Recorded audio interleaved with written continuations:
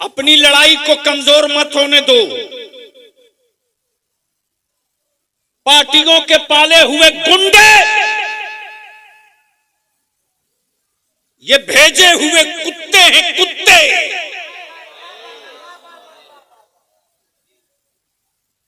जो गलत हरकतें करते और बदनाम आलिम और मुसलमान होता। इसलिए कि दुनिया का कुफ्र मेरे पैगंबर की तारीख पढ़ करके तब मातम कर रहा है।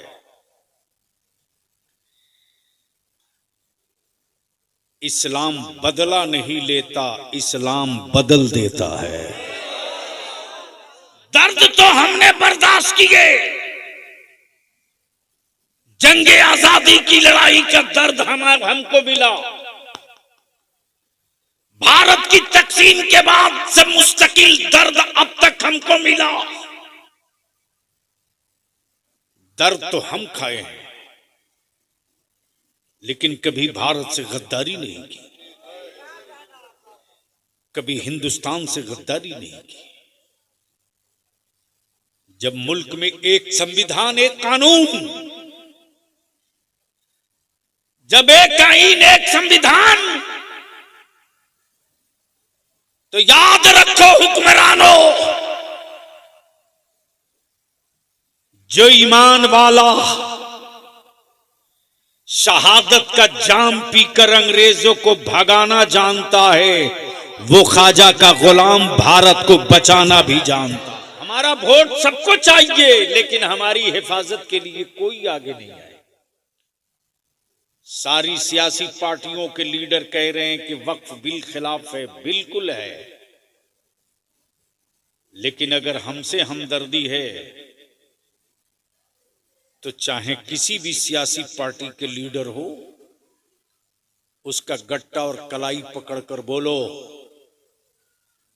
कि हम तो जख्म खाए हैं, सड़कों पे निकलेंगे ही। तुम अपनी पार्टी के झंडा और बैनर के साथ गैर मुस्लिमों को लेकर प्रदर्शन करो, तो मैं जानूंगा कि मेरे साथ हो। वरना जो हालात हैं वो ये हैं कि हमारे 50 से 55 बच्चे मुर्शिदाबाद एहतजाज में जेल चले गए। बलियावी की गुफ्तगू का 2-3 पार्ट होगा।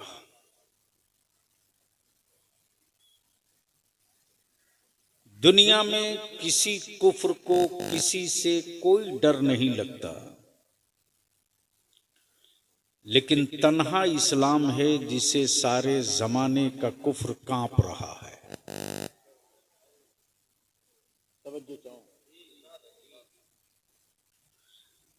आखिर वजह क्या है? जबकि मेरे पैगंबर सल्लल्लाहु अलैहि वसल्लम ने अपनी उम्मत को, अपने आशिकों को, अपने गुलामों को बदला लेने का कहीं भी तरबियत नहीं दी।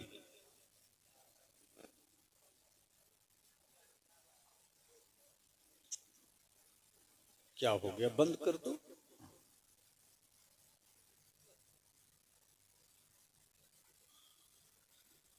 फिर भी पूरी दुनिया में एक तूफान है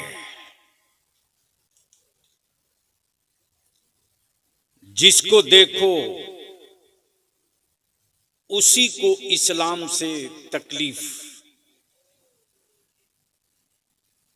और इस्लाम तन्हा मजहब है जिसको किसी से कोई दिक्कत और तकलीफ नहीं है। आखिर तकलीफ की वजह क्या है? तो इसी भारत में जब किसी धर्म विशेष के लोगों ने उनकी आइडियोलॉजी, उनके संस्कार, उनके कर्तव्य और उनके बड़े बड़े मजहबी रहनुमाओं ने भारत के उन दबे कुचले, दलित, पिछड़े जंगलों बयाबान में रहने वाले गरीबों की बेटियों के बदन से कपड़े उतरवा दिए और ये कह करके कि कपड़ा पहनने का राइट तुमको नहीं है।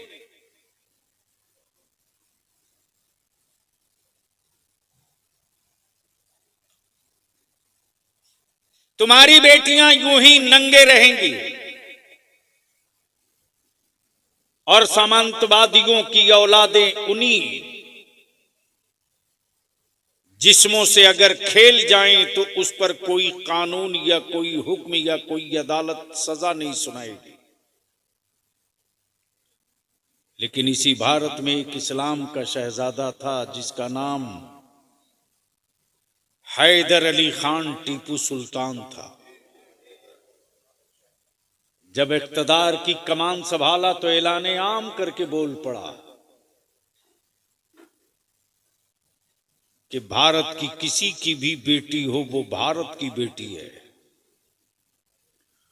और जितना सबको अपनी बेटियों का हक है उतना ही इनकी बेटियों का भी हक है। इसलिए अब निकल गई है तलवार टीपू सुल्तान की। देखता हूं कौन दलित भाइयों की बेटियों और उनकी बहन और उनकी माओं के बदन से कपड़ा उतार ले।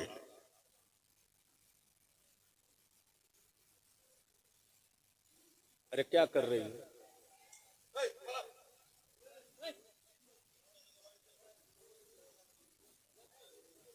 छोड़ दो भाई, बच्चे हैं। आखिर वजह क्या है? अमेरिका से लेकर इस्राइल तक, भारत से लेकर हर उस मुल्क तक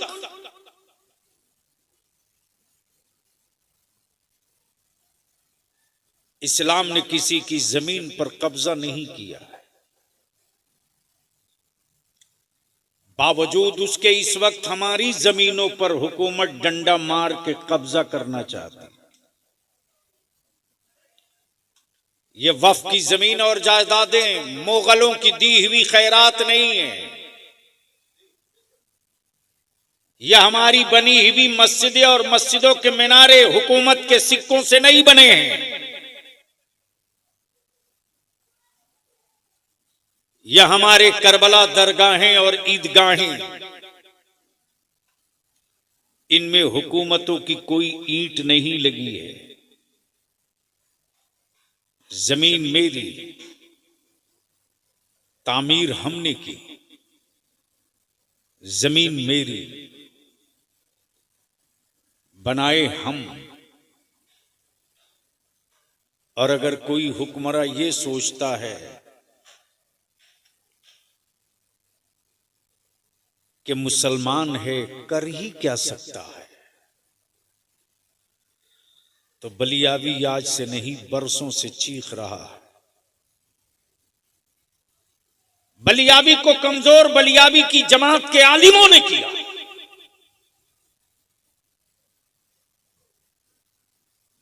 बीस साल पहले मैं बिहार, बंगाल, झारखंड, उड़ीसा में घूम घूम कर कहते रहा, फार्म जिला जिला भेजते रहा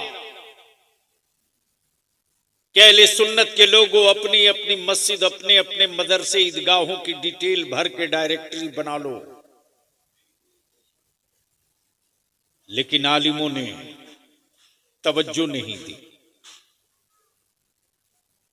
बरसों से चीख रहा हूं, नशा से बाहर निकलो। सिर्फ दारू का ही नशा नशा नहीं होता, सिर्फ शराब का नशा ही नशा नहीं होता।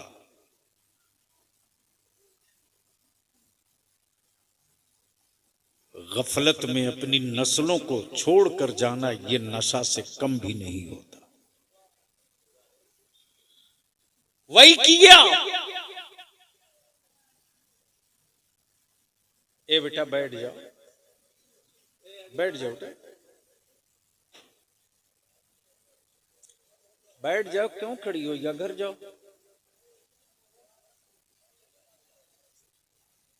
जगह नहीं है शायद बच्चे को बैठने के लिए,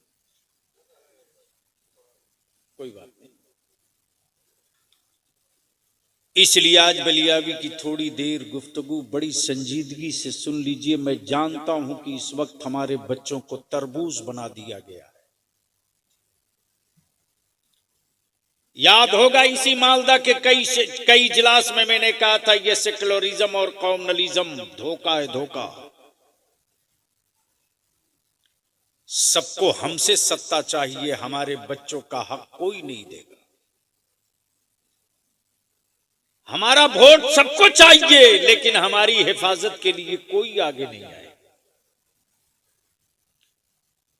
सारी सियासी पार्टियों के लीडर कह रहे हैं कि वक्फ बिल खिलाफ है, बिल्कुल है,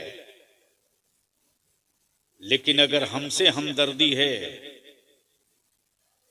तो चाहे किसी भी सियासी पार्टी के लीडर हो, उसका गट्टा और कलाई पकड़कर बोलो कि हम तो जख्म खाए हैं, सड़कों पे निकलेंगे ही। तुम अपनी पार्टी के झंडा और बैनर के साथ गैर मुस्लिमों को लेकर प्रदर्शन करो तो मैं जानूंगा कि मेरे साथ हो, वरना जो हालात हैं वो ये हैं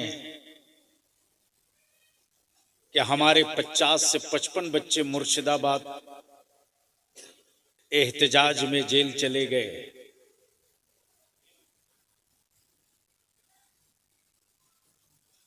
बेईमानों ने बदतमीजियां की।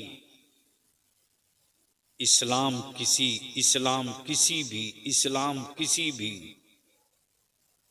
उस काम की इजाजत नहीं देता जो इंसान को तकलीफ पहुंचाने वाला हो।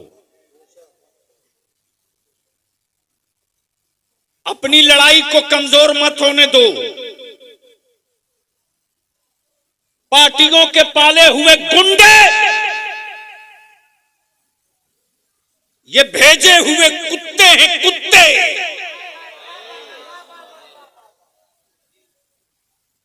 जो गलत हरकतें करते और बदनाम आलिम और मुसलमान होता। इसलिए कि दुनिया का कुफ्र मेरे पैगंबर की तारीख पढ़ करके तब मातम कर रहा है।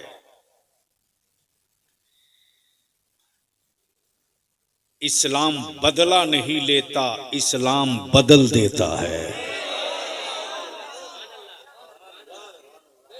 इस्लाम बदला नहीं लेता, बदल देता है।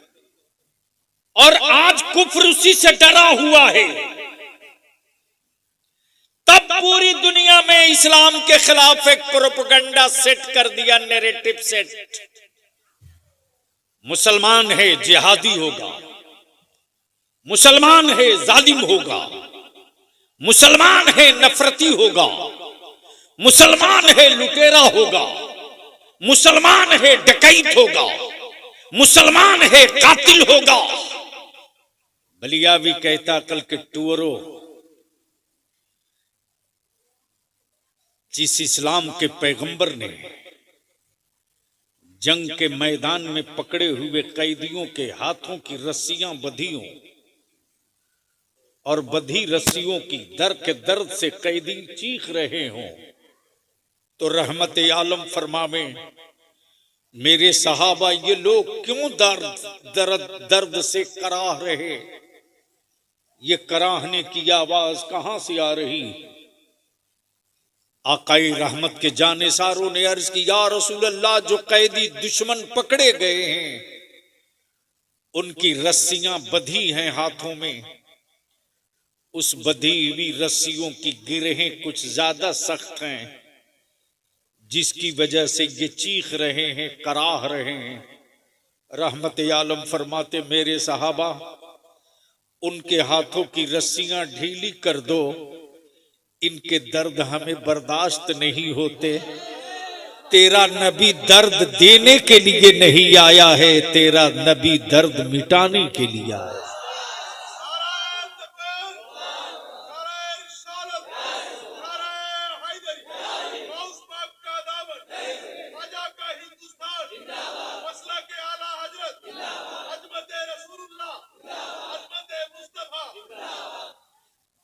दर्द तो हमने बर्दाश्त किए, जंगे आजादी की लड़ाई का दर्द हमको मिला। भारत की तकसीम के बाद से मुस्तकिल दर्द अब तक हमको मिला। दर्द तो हम खाए हैं, लेकिन कभी भारत से गद्दारी नहीं की, कभी हिंदुस्तान से गद्दारी नहीं की। जब मुल्क में एक संविधान, एक कानून, जब एक आईन, एक संविधान, तो याद रखो हुक्मरानों, जो ईमान वाला शहादत का जाम पीकर अंग्रेजों को भगाना जानता है, वो ख्वाजा का गुलाम भारत को बचाना भी जानता है। नाराए तकबीर, नाराए तकबीर, नाराए रिसालत। मेरे ख्वाजा का हिंदुस्तान, मेरे ख्वाजा का हिंदुस्तान।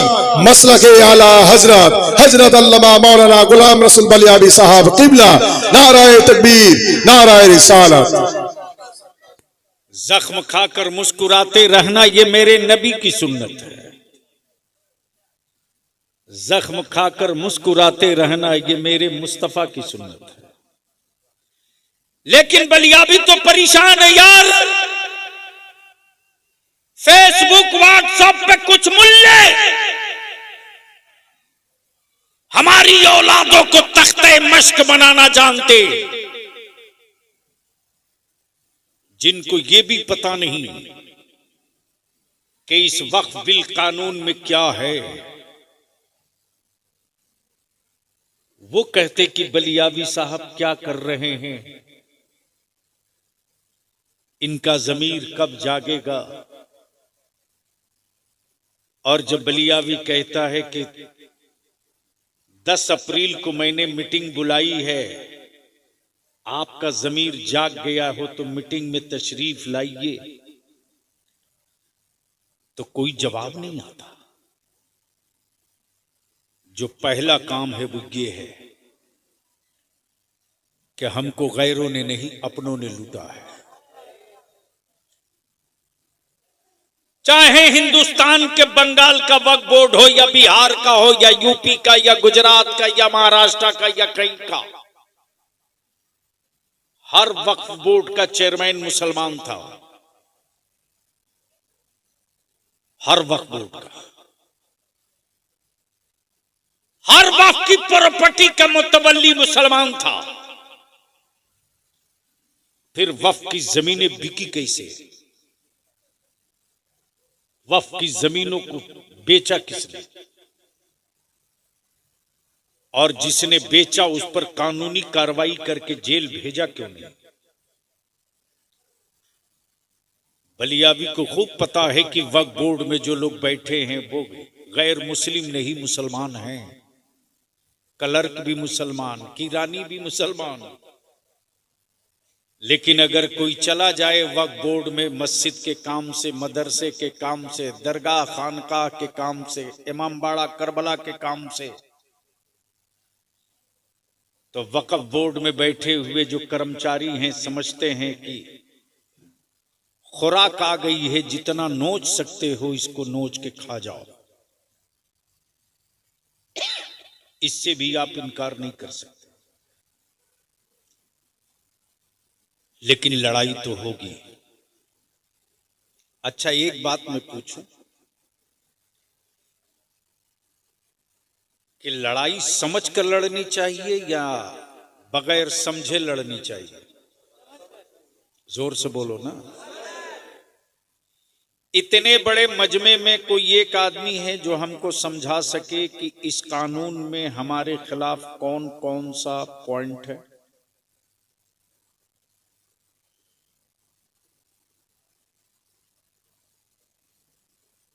जीरो। लेकिन व्हाट्सएप और फेसबुक पर याद है ना, बरसों से मैं चिल्ला रहा हूं, मुसलमानों अपनी औलादों को संभालो। आज बरसों से चीख रहा बलियावी की व्हाट्सएप फेसबुक पर बगैर सोचे समझे, बगैर उसकी सच्चाई को जाने हुए शेयर करने वालों, मेरे अजीज बच्चों, तुम तो बर्बाद हो ही रहे हो। अपने माँ बाप, बूढ़े माँ बाप और घर और गांव को क्यों बर्बाद कर रहे हो? तुमने तो सोचा कि मैंने फला दोस्त को भेज दिया है, लेकिन शायद तुझे पता नहीं कि तेरे दोस्त के यहां जाने से पहले पहले उस तक पहुंच गया है जिसके जिम्मे एक ही काम है कि मेरा निशान कैसे मिटेगा, मेरे बच्चों को दहशतगर्द कहने का मौका कब मिलेगा। यूपी में बुलडोजर नंगा नाचे, कोई कानून नहीं,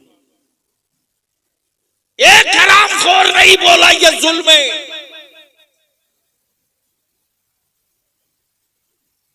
लेकिन मुर्शिदाबाद पर सब सबक पढ़ाने, ज्ञान देने आ गए हैं। मैं इसकी सख्त निंदा मजम्मत करता हूं।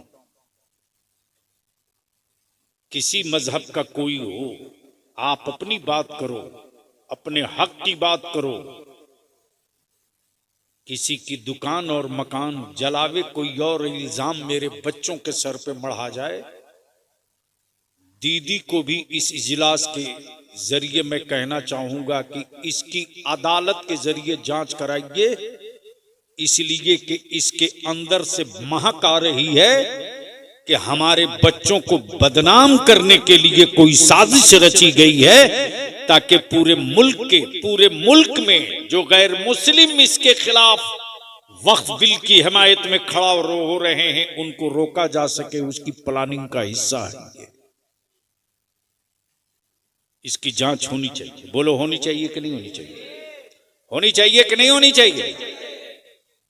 जांच अगर कोई जज कर दे बढ़िया से तो जरूर निकल आएगा कि मुसलमानों को बदनाम कराने के लिए, इस लड़ाई को कमजोर करने के लिए और हिंदू मुस्लिम को बांटने के लिए यह हरकत कराई गई है। इसलिए मैं गुजारिश करूंगा, यूट्यूबर जितने हमारे बैठे हैं, विजुअल और शेयर बढ़ाने के लिए अल्लाह के वास्ते वो हेडिंग मत लगाओ। इससे तुम्हारा थोड़ा भला होगा, लेकिन नुकसान बहुत हो जाएगा तेरी मिल्लत का। तो थोड़ी देर गुफ्तगू कर दूं। जिस आयत करीमा की तिलावत किया है, दुरूद शरीफ पढ़ लेता हूं।